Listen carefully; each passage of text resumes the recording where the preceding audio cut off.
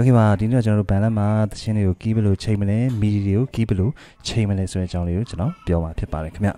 Okay ရင်ဆုံးအနေနဲ့ကျွန်တော် Bandlab ထဲဝင်လိုက်မယ်ဝင်ပြီးသွားလို့ရှိရင်အပေါင်းလေးကိုကျွန်တော်နှိပ်လိုက်မယ်ဒါဖုန်းထဲကသချင်းတွေကိုတခါလေး input လုပ်ချင်တော့ input file ဆိုလို့ရွေးလိုက်မယ်ကျွန်တော်ကတော့ open studio ကိုပဲကျွန်တော်ရွေးလိုက်မယ်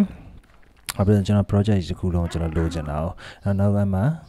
ကြာလာတဲ့ဟာတွေကိုလည်းကျွန်တော်ထွက်လိုက်မယ်ရင်ဆုံးနော်ထွက်ပြီးသွားရင် setting နဲ့သွားမယ် setting နဲ့သွားပြီးတော့ကိုယ့်တချင်းရဲ့ tempo တွေနော်ရွေးမယ်ဒါမှဘားတွေပြီးတွေကတ်ကျွန်တော် edit လုပ်လို့ရမှာဖြစ်ပါတယ်နောက်တစ်ခုက time signature နောက်တစ်ခုက project key နော် project key ကိုကျွန်တော်ကကို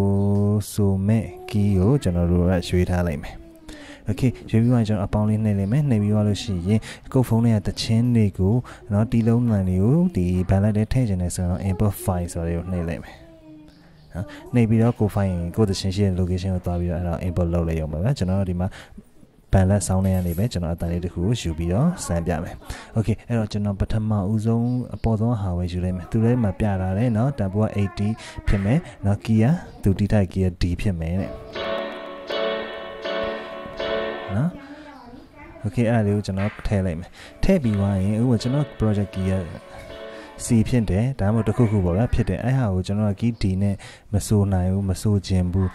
အတိုးရှော့တွေလောက်ချင်တယ်ဆိုလို့ရှိရင်ကျွန်တော်ဘယ်လိုလုပ်လို့ရမလဲဆိုလို့ရှိရင်အဲ့ audio file ကို select ထားလိုက်မယ်ပြီး SL30 ကိုနှိပ်လိုက်မယ်ပြီး transpose ဆိုတာလေးရှိ transpose နှိပ်လိုက်မယ်အဲ့မှာ plus minus semiton ရှိမယ်เนาะ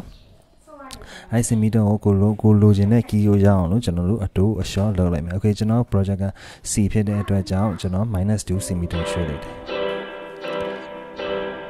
နော်ဒါဆိုရင်ကျွန်တော် project ရဲ့ key နဲ့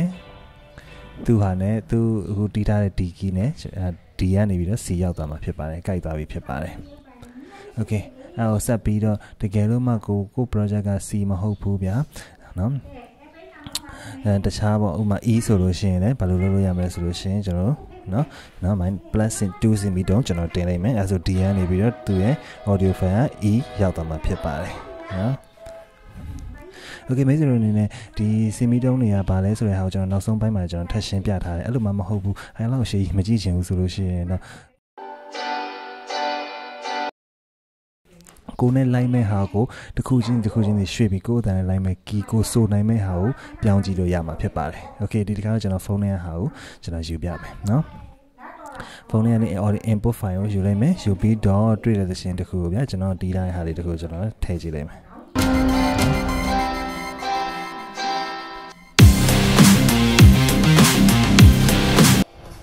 Okay ရကျွန်တော်တီးလိုက်ဟာလေးပါ Okay အဲ့ကောင်ကိုကျွန်တော်က original key ကဘာလဲလို့ကျွန်တော်လောလောဆယ်မှတ်မိတော့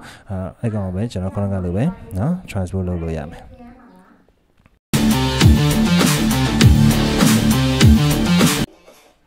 ကိုက key ကိုတိုးချင်လို့ရှိရင် plus လုပ်မယ်ကိုက key ကို short ချင်ရင် minus လုပ်မယ်ဒါပေမဲ့လည်း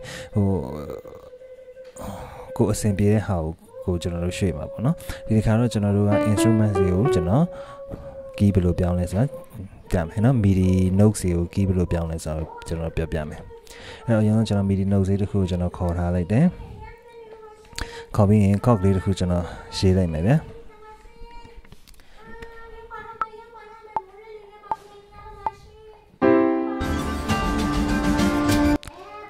Okay ကျွန်တော် C chord လေးကိုကျွန်တော်နှိပ်ပြီးတီးလိုက်တယ်နော်အဲ့ C chord ကိုအခုက C နော် C ကိုကျွန်တော်တို့ကတခြားဟာပြောင်းချင်တယ်တခြားမှာ C chord ကို C key C ကနေပြီးတော့ D ပြောင်းချင်တာပဲဖြစ် E ပြောင်းချင်တာပဲဖြစ်เนาะဒီ piano roll ထဲမှာပဲကျွန်တော်ရွှေ့လို့ရတယ်အဲ့လိုမှမရွှေ့ချင်ဆိုခုနကလိုပဲနှိပ်လိုက်မယ်23ကိုသွားမယ် transpose ကိုလုပ်မယ်เนาะ transpose ကနေကျွန်တော်တို့2 semiton ရွှေ့ရင် D ရောက်သွားမယ်မြေဝင်သွားကြည့်မယ်ဆိုတော့မှ D ကနေစာမမြင်ရမှာခင်ဗျ DFA ဒါတော့ D chord ဖြစ်ပါတယ်เนาะအဲ့လိုမှမဟုတ်ဘူးကျွန်တော်တို့ဒီကောင်ကို B ကိုရွှေ့ချင်တယ်ဆိုရင်ဒါ original C ကနေ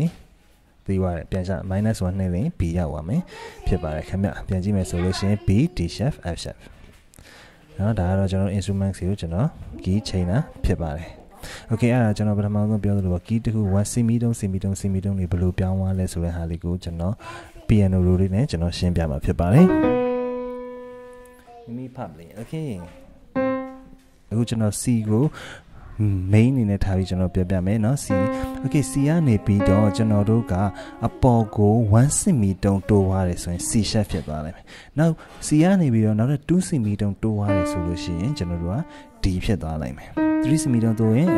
D sharp ဖြစ်နော်အောက်ရှောင်းရင်1 cm တိုးရှောင်းရင် B ရောက်ပါမယ်2 cm တိုးရှောင်းရင် A sharp 3 cm တိုးရှောင်းရင် A အစားရှိတယ်အဲ့လိုအတိုးအရှောင်းအဲ့လိုလုပ်ရပါတကယ်လို့မှနောက်တစ်ခုနဲ့ကျွန်တော် D ကနေစမယ်ဆိုလို့ရှိရင်လည်း D ပေါ့နော် D ကနေပြီးတော့1 cm တိုးကျွန်တော်တို့တိုးမယ်ဆိုလို့ရှိရင် D sharp 2 cm တိုးမယ်ဆိုရင် E 3 cm တိုးရင် F အစားရှိတယ်ပေါ့နော်ရှော့မယ်ဆိုလည်း D ကနေ1 cm ရှော့ရင် C sharp ရောက်မယ်နော်2 cm ရှော့ရင် C ရောက်မယ်3 cm ဆိုရင် B ရောက်မယ်အဲ့လိုမျိုးအစားရှိတယ်ကျွန်တော်တို့ကရှော့သွားတာဒါ cm နေဖြစ်ပါကိုသရှင်ရဲ့ main ပထမ original key ကနေပြီးတော့ဘယ် key ကိုရောက်သွားလဲဆိုတာတော့ကျွန်တော်တို့ကြည့်လို့ရမှာဖြစ်ပါတယ်အဲ့လိုမှမဟုတ်ဘူးဆိုရင်တော့ကျွန်တော်ခေါင်းကပြောသလိုပဲမိတ်ဆွေတို့နည်းနည်းဒီဟာ cm နေပါရင်နားထောင်ရတာနည်းနည်းရှုပ်နေတယ်ဆိုလို့ရှိရင်တော့တစ်ခုချင်းဒီတိုးကြီးတစ်ခုချင်းဒီရှော့ကြီးပြီးရင်ဒါပါလေအဲ့တီးလုံးပေါ်မှာ light ဆိုအကြည့် light off ကြည့်အမြင့်ဆုံးနေရာကို light off ကြည့်အနိမ့်ဆုံးနေရာကို light off ကြည့်အနိမ့်ဆုံးမှာကိုကလွယ်ကူကူနဲ့ကြီးလေးနဲ့ထွက်မယ်အမြင့်ဆုံးကိုလည်းเนาะပန်းပန်းနဲ့ on နိုင်မဲ့ key ကကိုနဲ့အဆင်ပြေနိုင်တဲ့ key ဖြစ်ပါတယ်ခင်ဗျအားလုံးပဲ thank you ပါ